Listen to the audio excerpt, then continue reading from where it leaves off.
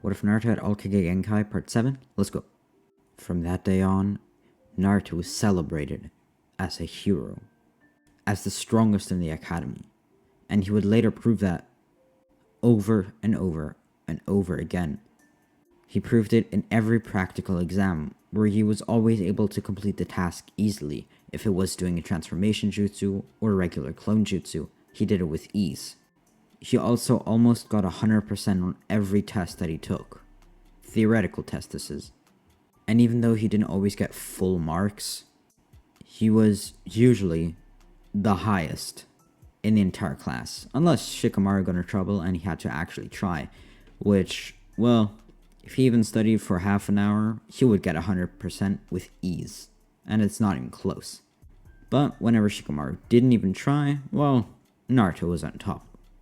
Naruto made many friends, including Shikamaru and Choji, as because they were so relaxed and laid back, they didn't really care about Naruto being so strong and being respected by everyone. They were just friends. Kind of similarly, Naruto tried to become friends with Sasuke, though at first it was difficult.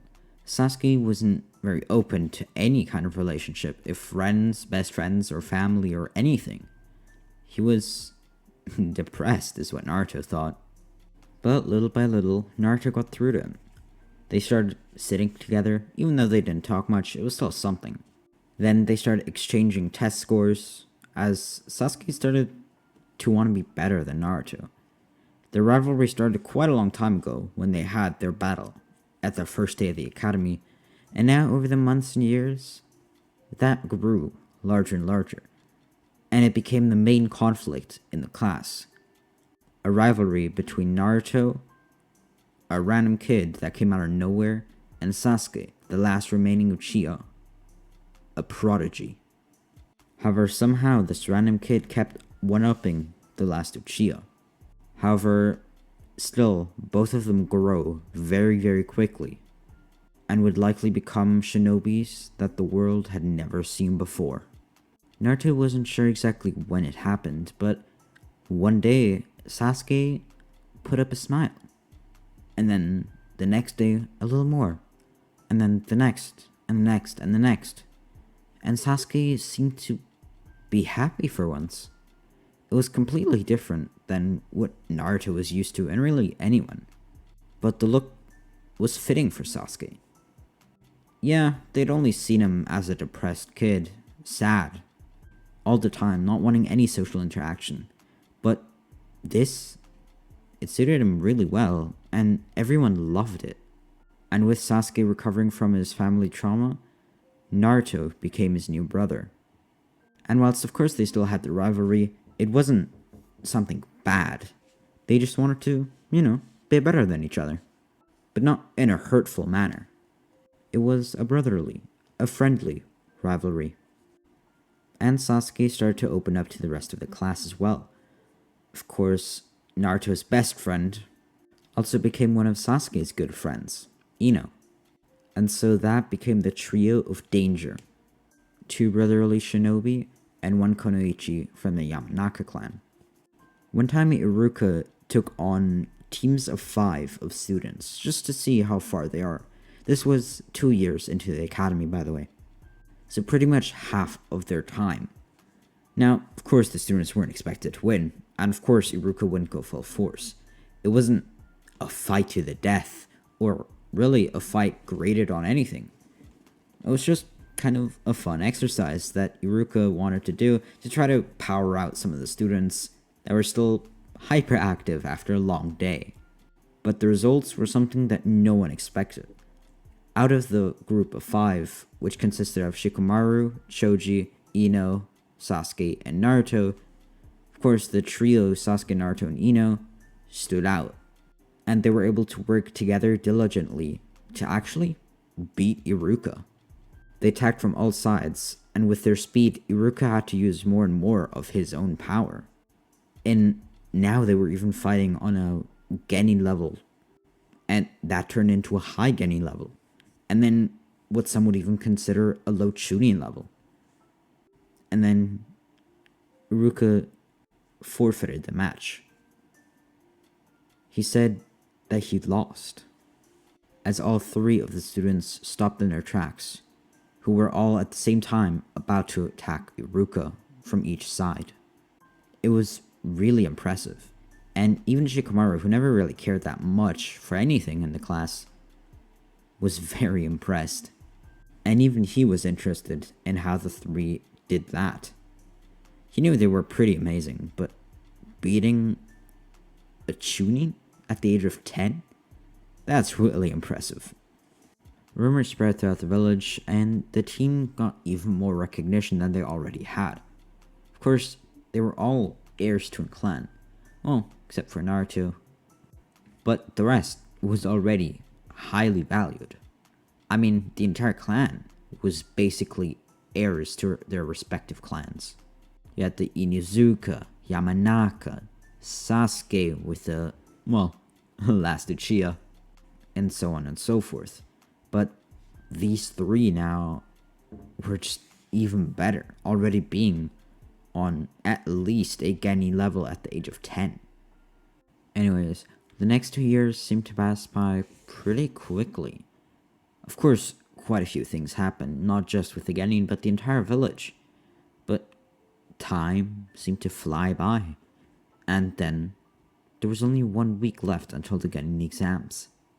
And Naruto wanted to go on an adventure. And well, an adventure he would get.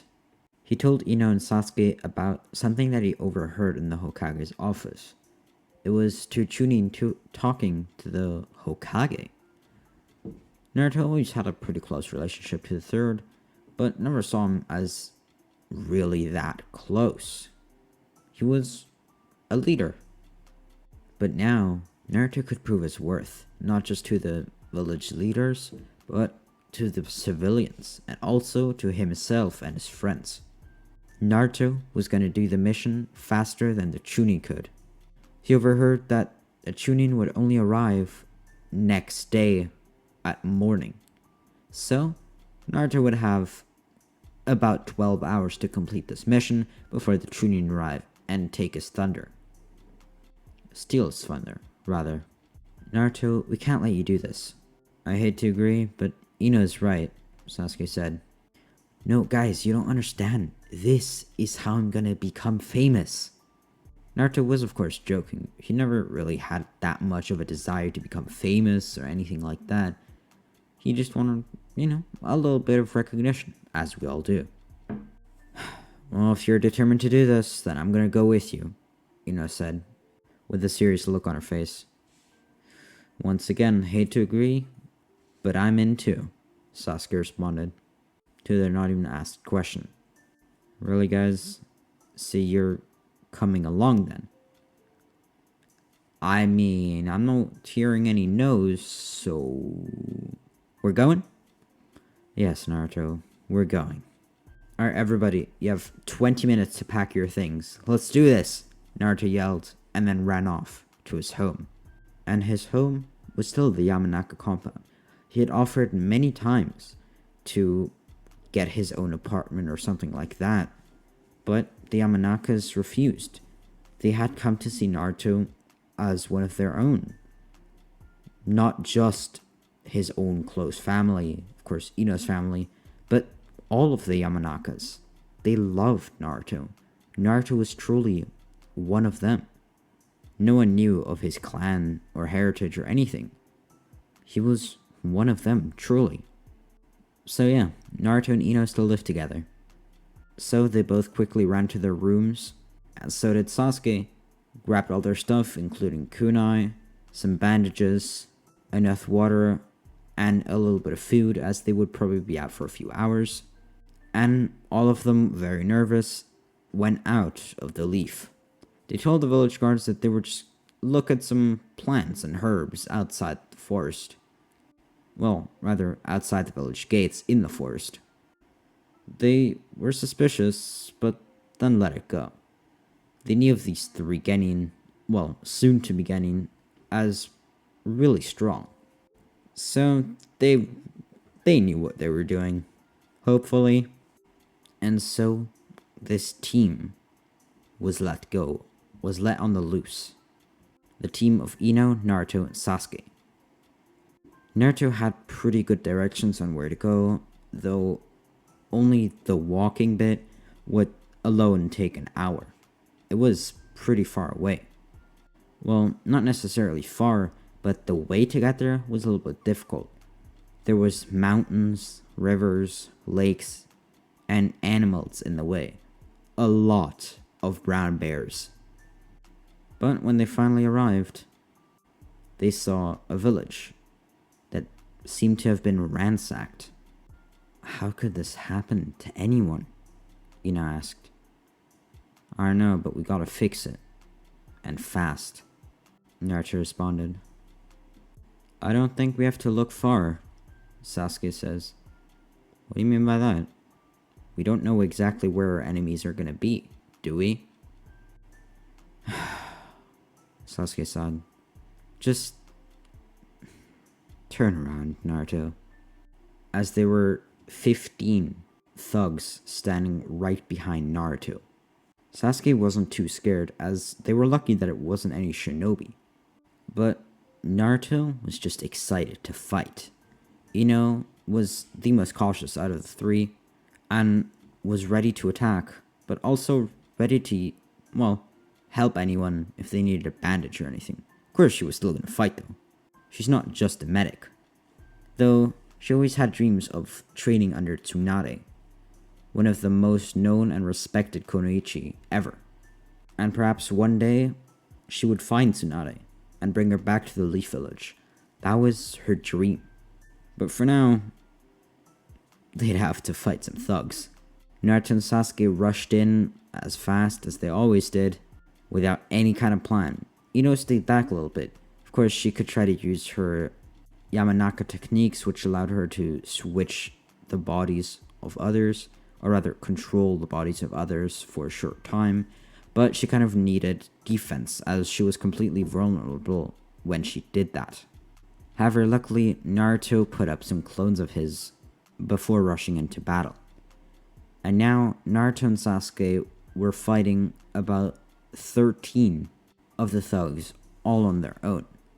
But two of them, well, those two were gonna go for Ino. By the way, if you're wondering why these thugs are even attacking little children, well, they saw the Konoha sign on their backs.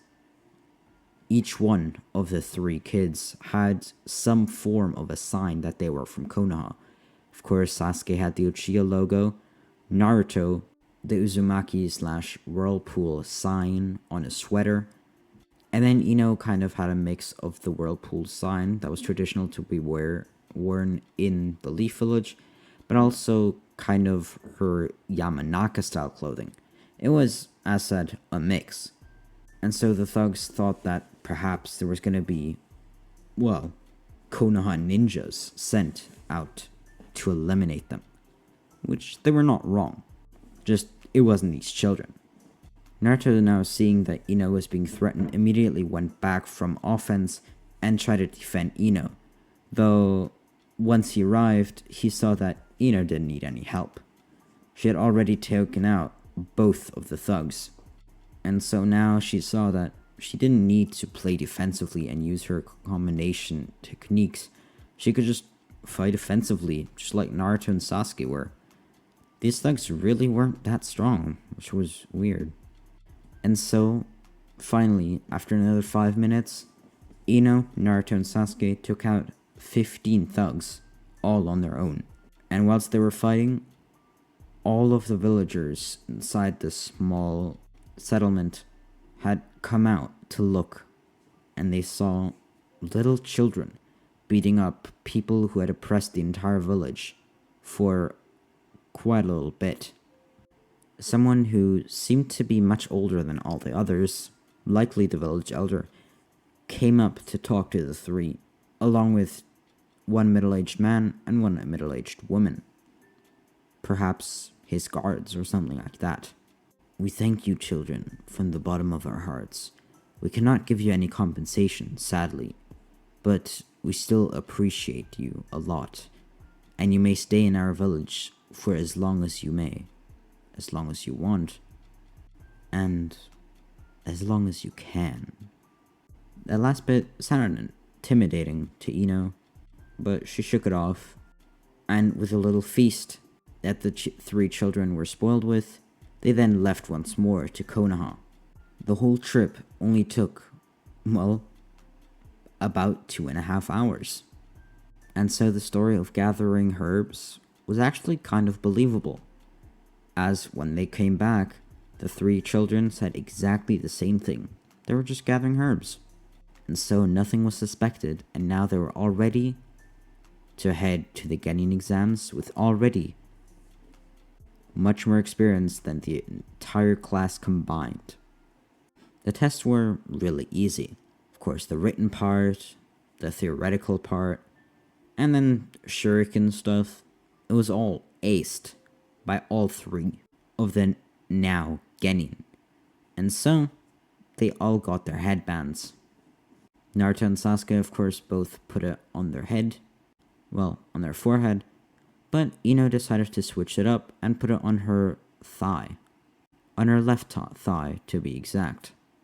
So now they were all decked out to become official Genin, actual shinobi, and they were ready to meet their Jonin senseis.